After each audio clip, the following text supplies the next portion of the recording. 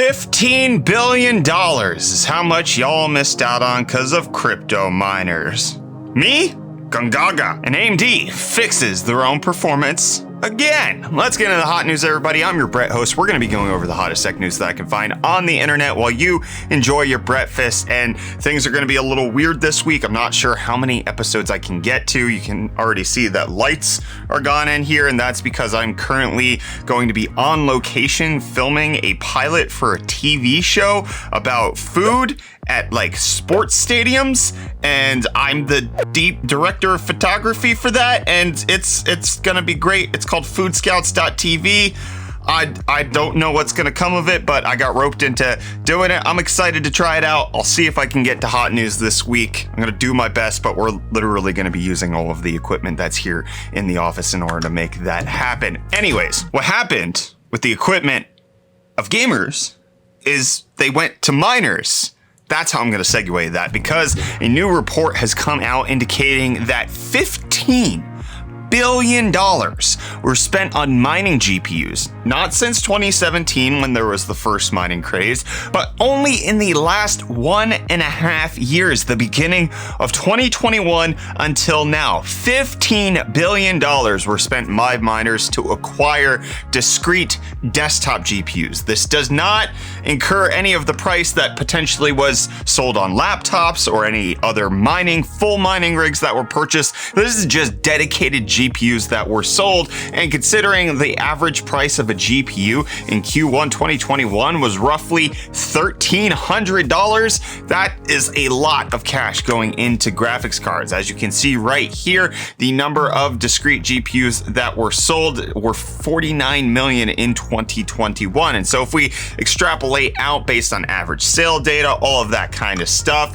Tom's Hardware estimates that of that 49 million, it is likely that miners accounted roughly for 14.2 million of those sales, or roughly 10% of the total discrete market since 2021 until now, which is high. That's a lot. That's a significant amount. 14.2 million GPUs going into the hands of miners. And again, this does not count mining rigs that might have already had GPUs put into them or laptops that were purchased for it. So that number is probably considerably higher, but it does kind of paint a picture of what people have been feeling. But at 10%, even if that was in the market for gamers, I do think that we still would have likely seen a shortage available. We still likely would have seen the high prices, maybe not as high, but definitely an increase, because we were seeing it in things that had nothing to do with mining in the electronic sphere. So seeing price rising just based on the fact that there was crazy demand for these latest generations. I mean, we've gotten really good products over the last 2 years as far as launches. The RTX 30 series, amazing. The RX 6000 series, amazing. PlayStation 5, amazing. Xbox Series X, amazing. Steam Deck, amazing. We've been blessed with tons of great hardware. Access to that has been limited to some extent, so it is frustrating. But I do think because of the amazing launches that have happened, it is limited for that reason. But there are good indicators out there. We've been covering prices dropping for a while, but now it looks like in June they are absolutely plummeting. Between June 1st and June 15th, GPU prices fell on average 10%, which is huge. I felt this when I had to sell an RTX 3090 Ti that we had from a spare video that we were doing over on UFD Tech. I bought it at MSRP, $2,000. I cannot sell it to anybody over $1,700. It's just, there's no way anybody was buying it. And so seeing this happen is good for everybody who is waiting to get GPUs. Having the used price drop in the market likely will mean that we should start seeing more deals on the new stuff. I'm excited for it. Again, you guys comment a lot with your plans for GPUs, whether that's waiting for the next generation or you're waiting for below MSRP pricing. But again, let me know. Sound off down below in the comments. What's your ideal scenario for GPUs? How much do you want to spend on them? And it seems like the ideal scenario for both the EU and the US is is to have a universal charging standard, with senators in the United States government introducing a bill that could potentially allow for a universal charging standard for phones. It's kind of similar to what the EU just passed with regards to USB Type-C. However, with the proposition that's being brought forward in the US, USB-C is not being listed as the #1 connection standard that they do want to identify, although likely it is the best candidate out there in case we're going to do it. I've mentioned, and when it passed in the EU, I'm not necessarily in favor of this happening. I'm not necessarily against it happening either.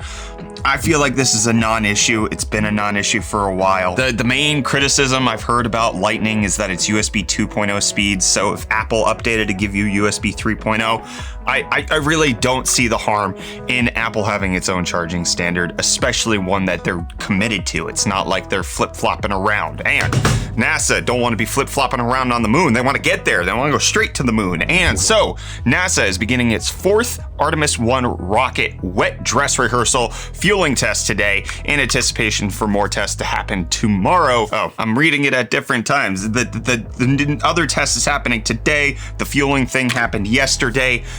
My brain is not going on, but they're essentially trying to test these rockets to bring America back to the moon, where we should rightly dominate. Okay, if it's made of cheese, Wisconsinites have to have it. That's the rules, and it's the rules that Cryptostonks only go up. Bitcoin up 8% on the day to be at $20,500. This is a far cry from what it had over the weekend. It had a brutal weekend where it lowered down to below $18,000 at one point, 17,993. Not very good. That is below the peak back in 2017, which is something that crypto enthusiasts said could never happen. It can't go below a previous peak. Well, it did. Anyways, you can see the price is still down over the last 7 days. It is not as sharply down as it was over the weekend, up just a little bit as of the time of recording. Ethereum also up 12% to be at 1121. It's suffering a similar fate of going below $1,000. Not very good. Dogecoin pumping up 12.27%. It also went down to 5.1 cents at one point this past weekend, and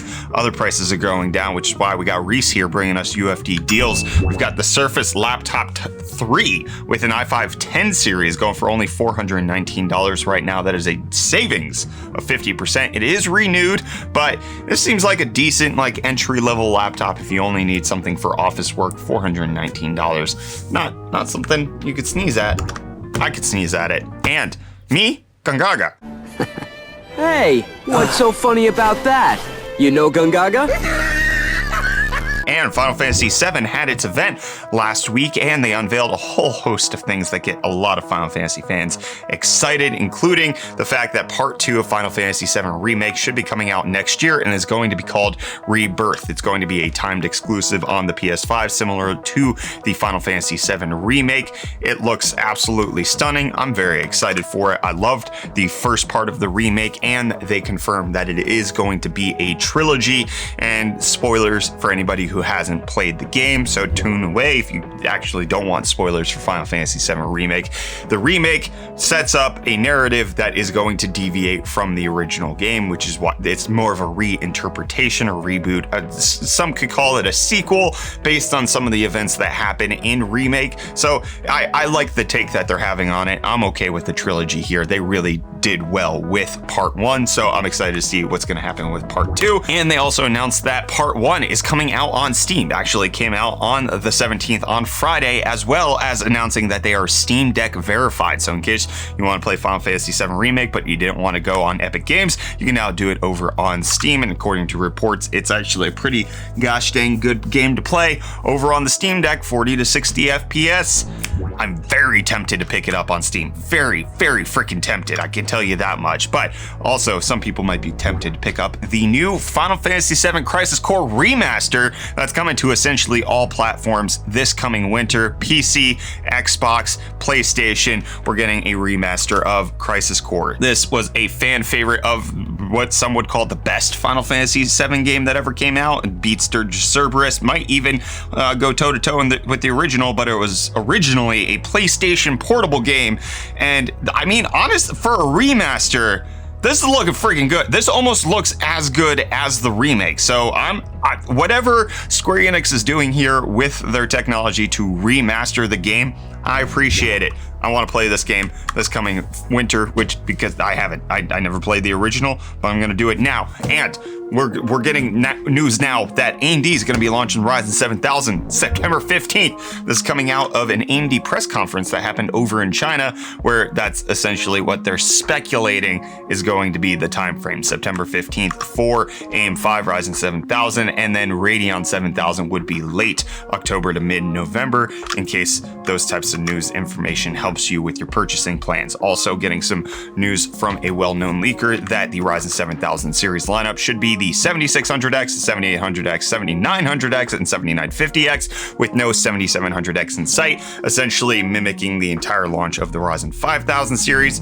So it's not entirely unexpected to see that. But what could be unexpected is MSI is coming out with a B660 motherboard for Alder Lake chips that will allow overclocking for non-K series CPUs. This is something that's happened on Intel motherboards in the past, because there's been base clock overclocking, also known as BCLK overclocking, which allows you to modify the base clock in order to get faster clock speeds on the actual CPU. And so that could mean that some of the best value CPUs on the market, such as the 12100 or 12400F, if you put them on this upcoming B660M Mortar Max, which is supposed to come out sometime in July, you could get much better bang for your buck from this. Intel has had this happen before. I think the last big time this happened was right around the Skylake era with the Pentium G3258, if I'm not mistaken.